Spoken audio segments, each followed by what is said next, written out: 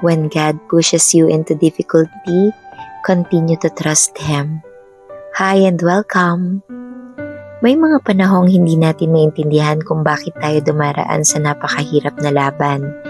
Bakit may mga pintuang nagsasara, bakit may mga panalangin tila walang sagot. Pero tandaan mo ito, ang Diyos ay hindi ka itinutulak sa kahirapan upang pabayaan ka.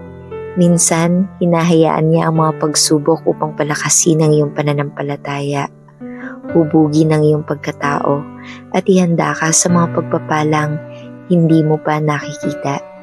Kaya kapag mabigat na yung lahat, huwag kang bibitaw, mas kumapit ka sa Kanya. Magtiwala ka kahit hindi mo pa nakikita ang sagot.